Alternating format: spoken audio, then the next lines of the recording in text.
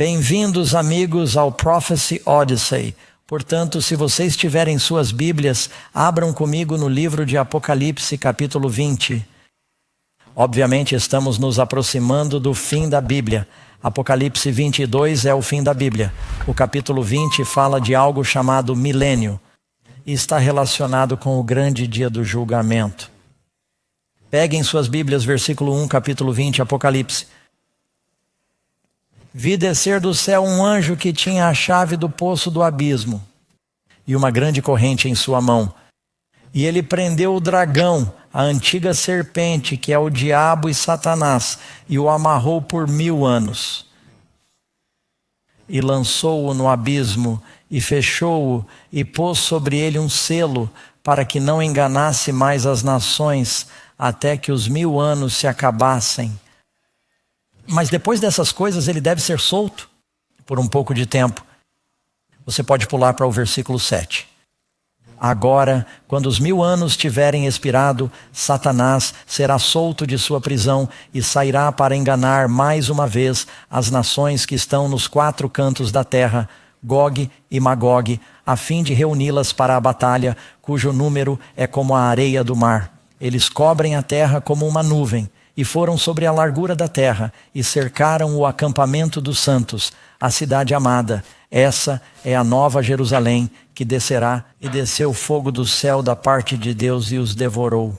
E o diabo que os enganava foi lançado no lago de fogo e enxofre, onde estão a besta e o falso profeta. E eles serão atormentados dia e noite, para todo o sempre.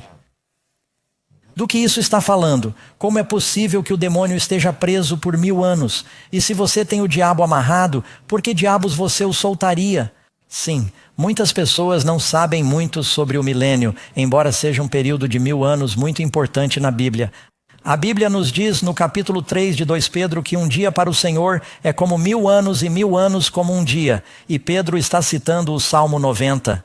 Onde diz que 1000 anos à sua vista são como um dia que se acaba. Assim, quando você soma as idades na Bíblia, ela nos diz que Adão viveu 930 anos. E você começa com Adão. E depois de 2000 anos, chegamos à época de Abraão. Portanto, nos primeiros 2000 anos, temos a epopeia dos patriarcas. Deus compartilha o evangelho por meio dos patriarcas. Adão, Enoque, Matusalém, Noé. Havia algumas pessoas fiéis, Sete e assim por diante.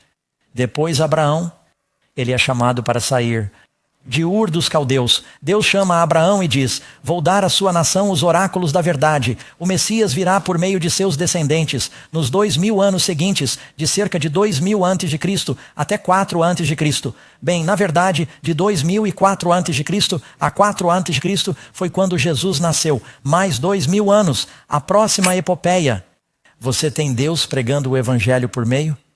E nação judaica para os guardiões da palavra. Eles apresentaram Jesus como o Messias ao mundo e as Bíblias e as Escrituras se espalharam por toda parte. Então Cristo nasceu há 2000 anos. Darei Abraão até Cristo. Agora aqui estamos nós hoje, 2000 anos depois de Cristo. Total de 6000, se o Senhor é como 1000 anos, nós somos como 6000 anos. E então viveremos e reinaremos com Cristo por um sábado de 1000 anos. Você sabe, os judeus tinham um programa em que você cultivava a sua terra por 6 anos e depois a deixavam desolada por 1 ano. Deixe-me ler algo para vocês na Bíblia. Vão para o último capítulo de 2 Crônicas. Há uma declaração muito interessante que fala sobre o que aconteceria com os filhos de Israel aqui. 2 Crônicas, capítulo 36. Os filhos de Israel são levados para a Babilônia. Eles não estavam guardando o sábado anual de 7 anos. A cada 6 anos eles cultivavam suas terras. Em seguida deveriam deixá-la descansar. A cada 6 anos eles poderiam ter um servo hebreu, mas deveriam deixá-lo livre. Eles não os estavam liberando, não estavam deixando a terra descansar. E Deus disse: se vocês não quiserem fazer isso voluntariamente, vou forçá-los. E durante esses 490 anos em que não descansaram na terra, vou tirar 1 ano e colocá-los em cativeiro. E farei com que a terra guarde o sábado. Aqui está o que diz. para que se cumprisse a palavra do Senhor pela boca de Jeremias, até que a terra gozasse os seus sábados, enquanto estivesse desolada durante 70 anos. Ela guardou o sábado para cumprir 70 anos. Portanto, quando a terra de Israel estava desolada, a Bíblia diz que ela estava guardando o sábado. Durante o milênio, este mundo está desolado, guardando o sábado. Isso significa que estamos à beira de, pode-se dizer, o pôr do sol para o mundo. E então haverá 1000 anos em que viveremos e reinaremos com Cristo. Portanto, vamos começar nossa lição sobre esse período milenar. Pergunta número 1. O que começa? Que eventos marcam o início dos 1000 anos? Resposta. E 1 Tessalonicenses 4:16. O próprio Senhor descerá do céu com um brado e os mortos em Cristo ressuscitarão. O início do milênio é marcado pela vinda do Senhor. Esse é o evento supremo da história que marcará isso.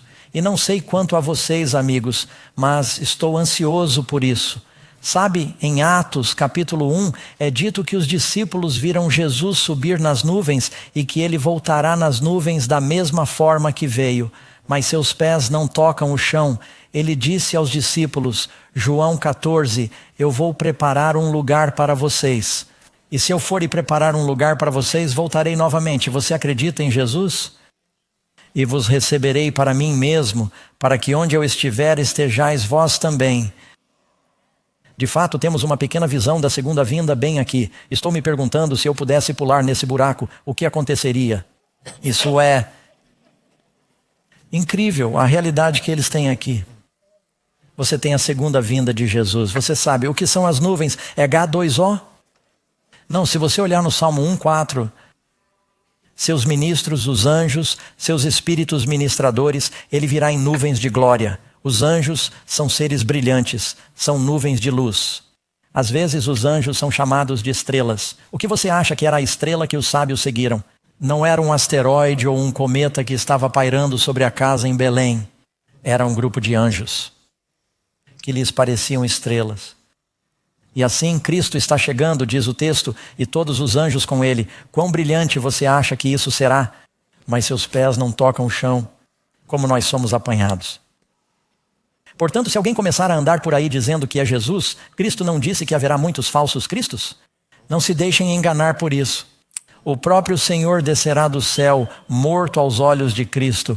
Em Apocalipse 20, o que eles fazem? Eles vivem e reinam com Cristo por 1000 anos. Agora na profecia, às vezes um dia equivale a 1 ano. Por isso alguns estão se perguntando se são 1000 anos espirituais ou 1000 anos literais. Acreditamos que são 1000 anos literais.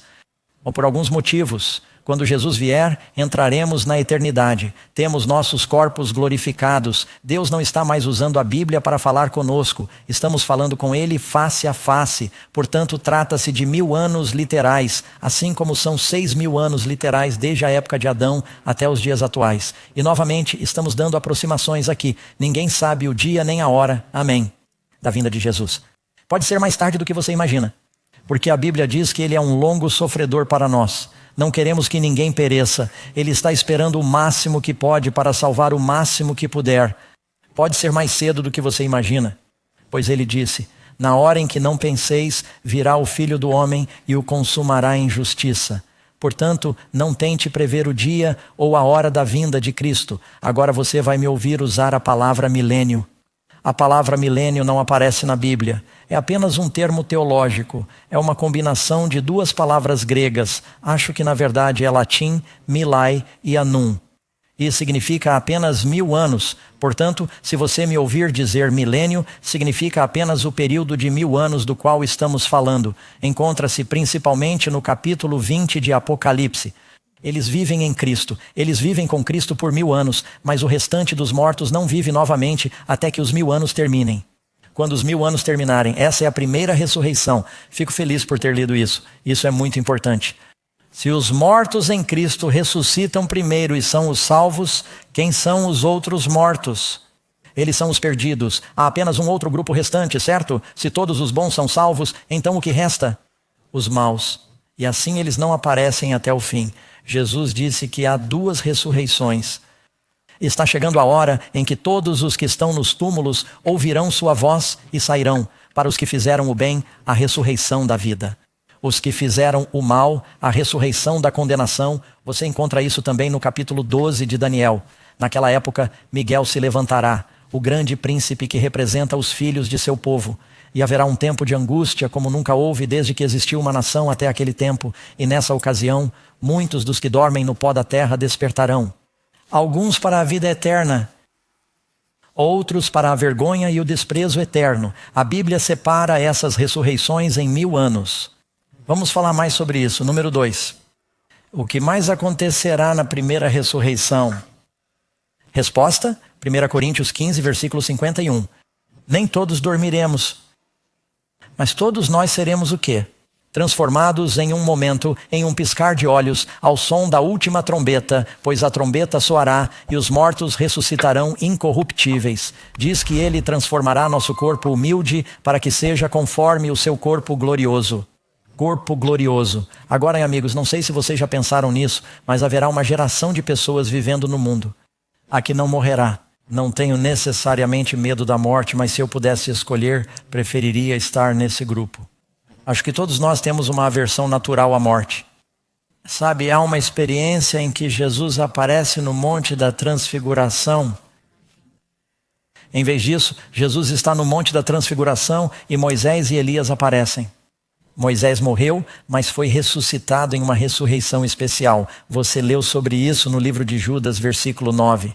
Elias não morre, ele é transladado. Isso significa que ele é arrebatado. E vai para o céu sem morrer. Quem mais foi para o céu sem morrer? Enoque? Não, algumas pessoas. E haverá um grupo inteiro de pessoas na segunda vinda que não morrerá. Mas em um momento, em um piscar de olhos, receberemos nossos corpos glorificados e seremos arrebatados no ar para encontrar aqueles que acabaram de ser ressuscitados. Amém. O que acontece com os ímpios? Você pode ler sobre isso em 2 Tessalonicenses 2, versículo 8. Então, o iníquo, que significa o anticristo, não está falando especificamente sobre o diabo aqui. Significa o elemento humano. Depois, o iníquo e todos os ímpios. A quem o Senhor fará o quê? Destruirá com o resplendor da sua vinda, a vinda de Cristo, e a glória de Deus será como um lança-chamas. Para os iníquos, mas não vai ferir os justos. Quantos se lembram de quando aqueles 3 hebreus estavam em uma fornalha ardente com Jesus e não se queimaram de forma alguma? A única coisa que foi queimada foram as cordas que os prendiam. Você pode passar pelo fogo, mas Cristo diz, eu irei com você. Alguns passaram pelo fogo, outros pelo dilúvio, outros pela água, mas todos pelo sangue. Amém. Então você pode ler em Apocalipse 16, versículo 18, versículo 20 e 21, houve um grande terremoto. Os montes são engolidos, as ilhas desaparecem, a terra inteira está tremendo como uma cana ao vento, diz a Bíblia. Como um terremoto, como nunca houve desde que há homens sobre a terra, todas as ilhas fugiram e os montes não foram encontrados. E uma grande saraivada cai do céu sobre os homens. Diz que as pedras de granizo pesam 1 talento. Apocalipse 20, versículo 1 e 2, e durante esse tempo, e um anjo, provavelmente Gabriel, agarrou o dragão, a antiga serpente que é o diabo e Satanás, e o prendeu por 1000 anos. Pergunta número 3. Quem ressuscitará na segunda ressurreição? E quando isso ocorrerá? Já falamos sobre isso, mas vamos ler os versículos. Todos os que estão nos túmulos ouvirão a sua voz e sairão, os que tiverem feito o bem para a ressurreição da vida e os que tiverem feito o mal. Então quem está nessa ressurreição? Os perdidos. Eles não confessaram e não abandonaram seus pecados. A ressurreição da condenação. Agora, quantos aqui fizeram o mal? Todos nós pecamos. Portanto, nossa única esperança é ter nossos pecados perdoados. Mas se não estivermos sob o sangue, se não tivermos nos rendido a Jesus, estaremos na ressurreição errada. A propósito, se você sair da sepultura e ainda tiver rugas, isso não é bom. Você está na ressurreição errada. Se você sair da sepultura e olhar para a sepultura ao seu lado e lá estiver Adolf Hitler, isso não é bom. Você está na ressurreição errada. Ele diz, acho que não li isso. O mal e a ressurreição da Bíblia chamam isso de condenação para condenar. Jesus disse, eu não vim ao mundo para condenar o mundo, mas para salvar o mundo. Já estamos condenados por nosso pecado, precisamos ser salvos dessa condenação, estamos sob a lei, Jesus quer nos salvar da penalidade da lei. Amém? O restante dos mortos, Apocalipse 20:15, não voltará a viver até que se completem os 1000 anos, ou seja, quando os 1000 anos terminarem. E os ímpios serão ressuscitados para um julgamento. Mas é mais do que apenas o julgamento. Observe aqui, número 4. Qual é a condição do mundo durante os 1000 anos? Falamos sobre os eventos que iniciam os 1000 anos. Jesus vem, somos arrebatados para encontrá-lo. Se estivermos vivos, receberemos nossos corpos glorificados. Os mortos em Cristo ressuscitam com corpos glorificados. Lembro-me de mostrar uma imagem de uma mãe abraçando seu bebê na ressurreição. E haverá grandes reencontros nessa época, amigos. Então, qual é a condição do mundo durante os 1000 anos? Eis que o Senhor faz a terra, o quê? Esvazia e a desperdiça. Não, espere. Pensei que vivêssemos e reinássemos com Cristo aqui embaixo.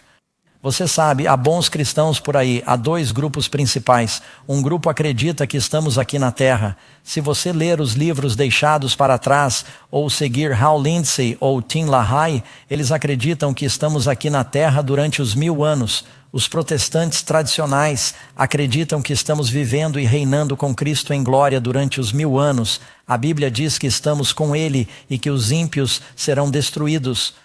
O grupo Left Behind, deixados para trás, diz que os justos que têm vida eterna estão reinando sobre os ímpios que ainda estão morrendo. Não sei quanto a você, mas eu não quero reinar sobre os ímpios. Quero estar com Cristo. Vamos descobrir o que a Bíblia diz. A Bíblia diz, qual é a condição da terra? Eis que o Senhor esvazia a terra. Leia em Jeremias 4, versículo 23. Contemplei a terra e, de fato, ela estava sem forma e vazia. Agora, se eu parar por aqui, você vai pensar, bem, isso parece com Gênesis. É preciso continuar lendo. E os céus e não tinham luz. E vi os montes e de fato tremiam, e não havia homem algum, e todas as aves do céu tinham fugido. Isso significa que elas estavam lá, mas agora se foram. Continue lendo. E a terra frutífera era um deserto e todas as suas cidades foram destruídas. A terra está coberta de cidades destruídas. Por quê? Por causa da presença do Senhor e do furor de sua ira. Veja que o Senhor, quando começou a criação, a terra era sem forma e vazia. E Ele a tornará sem forma e vazia novamente antes de recriá-la.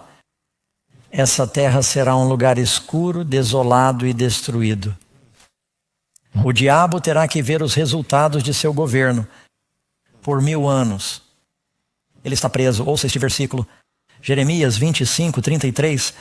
Naquele dia, os mortos do Senhor serão desde uma extremidade da terra até a outra extremidade da terra. Eles não serão recolhidos ou enterrados. Esse não é um pensamento muito bonito. Mas o que poderia explicar isso? Você percebe? E o cenário deixado para trás da profecia? Não há tempo em seu esquema quando a terra estiver desolada.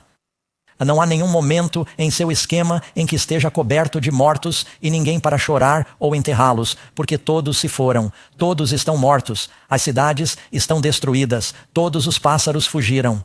Ele sempre tem coisas acontecendo por aqui. Mas a Bíblia é bem clara, assim como Nabucodonosor levou os judeus para a cidade dourada da Babilônia e a terra de Israel ficou desolada, até que eles fossem libertados para voltar para casa novamente. Este planeta ficará desolado até que a nova Jerusalém desça de Deus. Em que direção iremos quando Jesus vier? Somos arrebatados. Ele diz, vou preparar um lugar para vocês, e se eu for, os receberei e os levarei para as mansões. Eu já preparei. Não é até Apocalipse 21. Eu vi a nova Jerusalém descendo do céu, da parte de Deus. Portanto, esta terra está desolada. Você pode ler de fato em Ezequiel que ele fala sobre uma visão do vale de ossos. Você já ouviu falar disso? Então os ossos voltam à vida, há uma ressurreição. Você consegue imaginar a terra quando estiver coberta de mortos? Agora, quem está preso aqui na terra? O demônio, por 1000 anos. Onde estarão os santos durante os 1000 anos e o que estaremos fazendo? Ele diz, voltarei e os receberei para mim mesmo, para que onde eu estiver, vocês estejam com Jesus. É como um sábado de 1000 anos. Você sabe, a Bíblia diz que 6 dias você trabalha no 7º dia. Nós vamos e nos reunimos com outros crentes. Vamos passar um sábado de 1000 anos com Jesus no reino. Amém. Mas estamos vivendo e reinando com Cristo. Não estamos reinando sobre os ímpios. Jesus disse que nos sentaremos em 12 tronos, reinando sobre as 12 tribos. Estamos reinando sobre os redimidos. Estamos sendo embaixadores do Senhor em todo o universo. Eu não quero reinar sobre os iníquos. Você quer? Não. Leia em Apocalipse capítulo 20, versículo 4. Eu vi tronos, e eles se sentaram neles, e o julgamento foi confiado a eles, e eles viveram e reinaram com Cristo por 1000 anos. Agora, que tipo de julgamento está ocorrendo durante esse período? Uma das razões pelas quais Deus está lhe dando 1000 anos antes de destruí-lo ficará evidente em apenas um momento. O que acontecerá no final dos 1000 anos? O texto diz que naquele dia virá, o Senhor virá. Naquele dia seus pés estarão sobre o Monte das Oliveiras. Ele, quando vier da próxima vez, nós subiremos.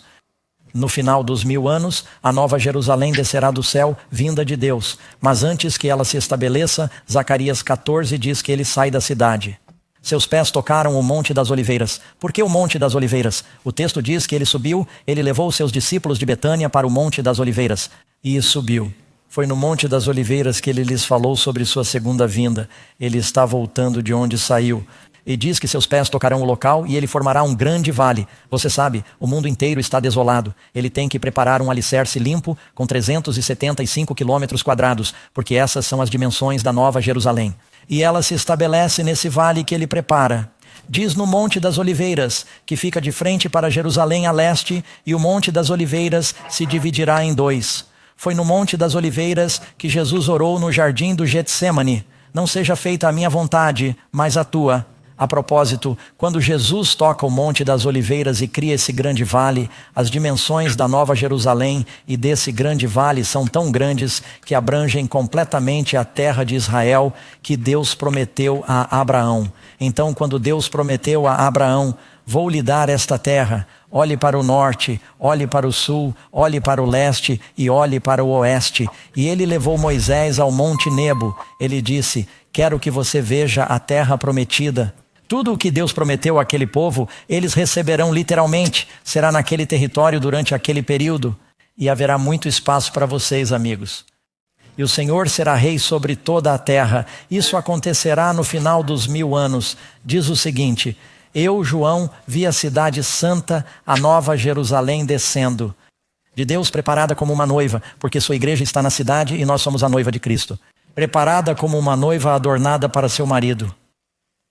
Lindo. A Bíblia diz que ele virá buscar uma noiva sem mancha, nem ruga, nem qualquer mácula, porque fomos lavados. Lavamos nossas vestes e as branqueamos no sangue do Cordeiro. Amém. O que acontece em seguida para libertar Satanás de sua prisão? Agora o demônio teve 1000 anos para pensar sobre tudo isso e pede desculpas. O que acontece depois? Quando os pés do Senhor tocam o Monte das Oliveiras, e ele chama os ímpios. A Bíblia diz que o restante dos mortos não viverá até que se completem os 1000 anos. No final dos 1000 anos, uma nova Jerusalém desce e os ímpios são ressuscitados. Aí é o poder de Cristo que os ressuscita. O diabo não pode ressuscitar ninguém. Mas agora eles estão sendo ressuscitados para o julgamento. E diz que o restante dos mortos, Apocalipse 20, versículo 5, eles não viverão até que se completem os 1000 anos. Agora, quando os 1000 anos terminarem, Satanás será o quê? Libertado de sua prisão. Porque ele é libertado de sua prisão? Porque até agora ele não tinha ninguém para tentar manipular. Agora, de repente, ele vê todos os ímpios que já viveram. Quantos serão? Quero dizer, há 8 bilhões de pessoas no mundo hoje. Ou é claro que agora há mais do que nunca. Mas se você voltar no tempo, diz que eles cobrem a terra como uma nuvem. O número deles é como a areia do mar. O que Satanás fará quando os ímpios forem ressuscitados? Diz que Satanás sairá para enganar. O que ele fará? Veja, ele foi impedido de enganar o mundo inteiro durante os 1000 anos, porque não há ninguém para enganar. Agora que todos os ímpios foram ressuscitados, ele sairá para enganar as nações. Essas nações são boas ou más, que estão nos 4 cantos. Algumas pessoas pensam assim, e eu não quero ridicularizar ninguém, mas apenas ser biblicamente honesto nesse ponto, eu ouço as pessoas dizerem Gog e Magog. Isso é a Rússia e a China? E elas tentam fazer com que Magog soe como Moscou. ou algo do gênero. E dizem que os Gog são os descendentes dos asiáticos na China. Volte ao capítulo 10 de Gênesis. Gog era um inimigo do povo de Deus, era uma tribo antiga. Magog significa da matriz, ou os descendentes, ou os filhos de Gog. Gog e seus filhos. Você percebe que em todo o Apocalipse está escrito: você tem a noiva de Cristo em Apocalipse 12. E seu remanescente, seus filhos, temos a Babilônia e suas filhas. Temos Jezabel e sua filha Atalia, que perseguiram o povo. Você tem a esposa de Herodes, Herodias, e sua filha dançam para que João Batista perca a cabeça. Temos essa confederação de mãe e filha na Bíblia que persegue o povo de Deus. Portanto, Gog e Magog representam os inimigos do povo de Deus de todos os tempos. Eles sairão para enganar as nações que estão nos 4 cantos da terra. Gog e Magog. O texto diz 4 cantos da terra, não diz Rússia. Isso significa norte, sul, leste, oeste. Eles cobrem toda a terra. Para reuni-los para a batalha. Esse é o fim definitivo da batalha do Armagedom. O início da batalha do Armagedom é antes dos 1000 anos, quando se diz que o dragão faz guerra contra a mulher. A última parte da batalha é no final dos 1000 anos. O número é como a areia do mar, e eles foram sobre a largura da terra, estão cobrindo o planeta. E cercam o acampamento dos santos, a cidade amada. Abraão buscava uma cidade que tivesse fundamentos, a Nova Jerusalém. Amém. Portanto, abram suas Bíblias no livro de Ezequiel, e eu lerei algumas coisas fabulosas. Eu disse a vocês que não é possível entender o Apocalipse, a menos que leiam outras passagens da Bíblia. Veja bem, vou começar em Isaías, capítulo 24, versículo 19. A terra é violentamente quebrada, a terra é fendida, a terra é extremamente abalada, a terra cambaleará como um bêbado, esse é o grande terremoto, e cambaleará como uma cabana. Sua transgressão será pesada sobre ela, cairá e não se levantará mais. Naquele dia, o Senhor castigará nas alturas o exército dos exaltados e na terra os reis da terra, e eles serão reunidos como prisioneiros que estão reunidos na cova. Para onde vai o diabo? Para o abismo sem fundo. E serão encerrados na prisão. E depois de muitos dias, 1000 anos, serão castigados. Agora observe o texto. Vá para Ezequiel capítulo 38, versículo 1. E veio a mim a palavra do Senhor dizendo: Filho do homem, dirige o teu rosto contra Gog, na terra de Magog, príncipe de Rosá, Mesaque e Tubal, e profetiza contra ele, e dize: assim diz o Senhor Deus, eis que estou contra ti, ó Gog, príncipe de Rosá, Mesaque e Tubal. Eu o farei voltar, porei anzóis em suas mandíbulas, e o levarei para fora com todo o seu exército, cavalos e cavaleiros, todos esplendidamente vestidos, ou seja, para a batalha, uma grande companhia com paveses e escudos, todos eles manejando espadas, Pérsia, Etiópia e Líbia. Ele inclui todos os inimigos aqui. Com eles, todos com escudo e capacete, Gomer e todas as suas tropas na casa de Toregum, do extremo norte, e suas tropas. Por que se diz norte? Isso não significa a Rússia. Satanás disse: quero me sentar nos lados do norte. Isso significa o lugar mais alto. E todas as suas tropas e muitas pessoas com você. Essa é uma batalha, a grande batalha do dia de Deus, quando todos os ímpios vierem contra o Senhor. Ezequiel 38, vá para o versículo 8. E depois de muitos dias, a mesma coisa que Isaías disse, isso é depois dos 1000 anos. Vocês serão visitados. Nos últimos anos vocês virão à terra, aqueles que foram trazidos de volta da espada e reunidos dentre muitos povos nas montanhas de Israel, que há muito estavam desoladas. Qual era a condição do mundo? Desolado. E eles foram tirados das nações, e agora todos eles habitam em segurança. Os justos estão na Nova Jerusalém. Você subirá, vindo como uma tempestade, cobrindo a terra como uma nuvem. Isso é o que lemos na Revelação. Eles cobrem a terra como a areia do mar. Você e todas as suas tropas e muitas pessoas com você. Assim diz o Senhor Deus que naquele dia surgirão pensamentos em sua mente, e você fará um plano maligno e dirá: subirei contra a terra das aldeias não muradas para lutar contra a Nova Jerusalém. Irei a um povo pacífico que habita em segurança, e todos eles habitam sem muros e não têm ferrolhos nem portas. Ezequiel 38, versículo 14. Portanto, ó filho do homem, profetiza e dize a Deus: assim diz o Senhor, naquele dia quando o meu povo Israel habitar seguro, porventura não o saberás? Então você virá do seu lugar, do extremo norte, você e muita gente com você, todos montados em cavalos, uma grande companhia e um poderoso exército. Você virá contra o meu povo como uma nuvem e cobrirá a terra, e isso acontecerá nos últimos dias.